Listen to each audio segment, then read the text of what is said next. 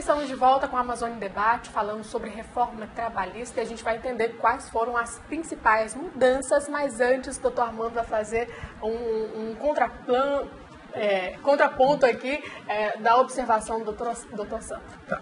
Obrigado novamente, o doutor Sandro aqui, como sempre, muito bem eloquente, muito admirável a forma realmente como ele fala, já nos conhecemos há muito tempo. Mas eu tenho alguns dados que foram realmente desse mês, após a reforma trabalhista e, na verdade, após a lei da terceirização, nós não tivemos um aumento na empregabilidade dos trabalhadores normais em indústrias, nem na construção civil, não tivemos, nem no comércio.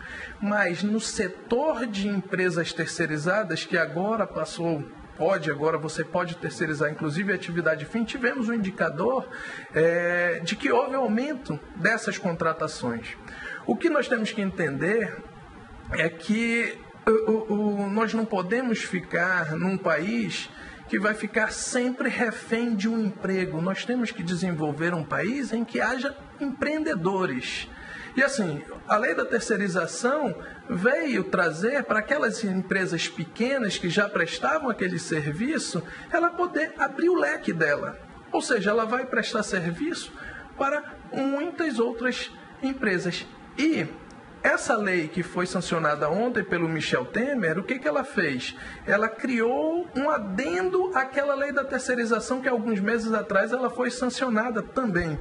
Ela disse que se eu for empregador de um funcionário, eu não posso dispensá-lo e contratá-lo como terceirizado, por uma empresa terceirizada. Eu tenho uma carência de 18 meses. Não havia essa previsão nessa lei que foi promulgada há algum tempo atrás. Agora, com a reforma, ele veio criar mais esse adendo dos 18 meses. E também, o que acontece muito, é um fenômeno, o doutor Sandro vivencia isso diariamente na Justiça do Trabalho, é aquele fenômeno da pejotização. Você fala assim, olha, você é um empregado, mas abre uma empresa que eu vou lhe contratar por essa empresa, para não pagar os encargos trabalhistas que são pesados. E o que acontece? Também na lei que foi sancionada ontem, fazendo referência à lei da terceirização, ele diz que se eu tiver um empregado, mesmo que seja um PJ, mesmo que seja um de alto escalão, eu não posso dispensá-lo para que ele abra uma empresa e me preste serviço. Da mesma forma, mesmo que não seja empregado de uma empresa terceirizada, ele abrir uma empresa e prestar serviço para mim, também tem a carência de 18 meses. E em relação ao fato já destacado aqui da empregabilidade mesmo com a aprovação da reforma trabalhista, o que acontece? A gente tem que... É uma coisa que a gente não sabe ainda o reflexo dela. Como acabei de falar, na lei da terceirização tivemos um indicador daqui, eu acredito que seja da Federação das Indústrias, que mostrou que houve um aumento das empresas terceirizadas, não das empresas que não são terceirizadas.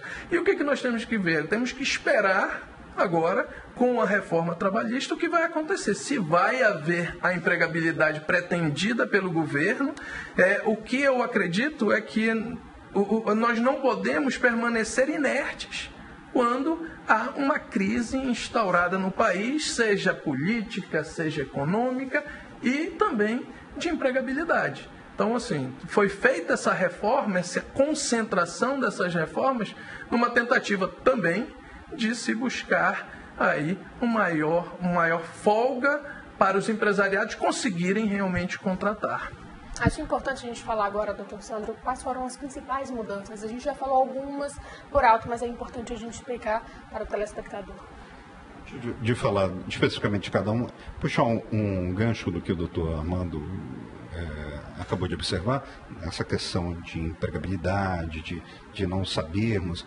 Eu quero registrar que há outras formas. A questão tributária não é tratada pelo governo. Então, transfere-se, né, esse ônus, né, de resolver essa equação de falta de empregos, limitando, restringindo direitos ao trabalhador. Ele não é o culpado dessa situação.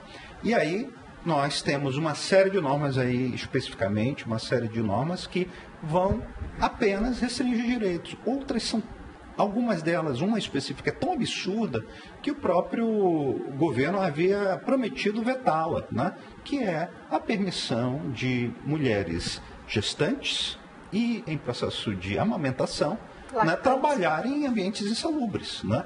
Isso é indefensável, isso é de uma inconstitucionalidade tão evidente, né, porque fere o direito à saúde, à vida. Mas está onde? Na reforma trabalhista, que pretende modernizar retrocedendo para o século XVIII, né, onde você trabalhava, inclusive a gestante e a lactante, em ambiente insalubre. Então, esse é um ponto que marca muito essa reforma.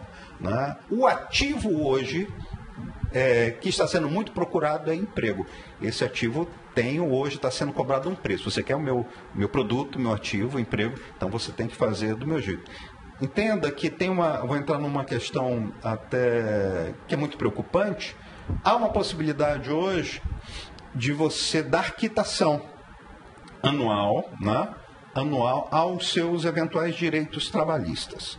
Então, anualmente, com assistência do sindicato, é o que diz a norma, você pode chegar e dizer assim, Nádia, né? Eu sou aqui a sua contratante, né? Você, final do ano, eu te devo alguma coisa?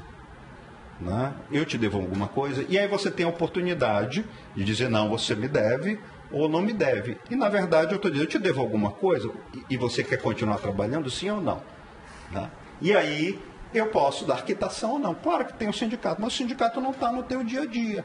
Ou você entenda essa situação bem fragilizada do empregado e a situação economicamente vantajosa, porque ele quer estar empregado. Então, se em 5 anos ele der 5 tempos de quitação, quando terminar esse contrato de trabalho, eventualmente terminar trabalhando 5 anos de prescrição quinquenal, ao final ele chega e diz, eu não tenho mais nada, ainda que ele tenha sido lesado durante, porque ele deu quitação. É isso. Doutor Sandro, a gente vai continuar a nossa conversa no próximo bloco, que é o último bloco, para a gente falar um pouco mais a respeito dessa reforma trabalhista. Não saia daí, o Amazônia Debate volta já.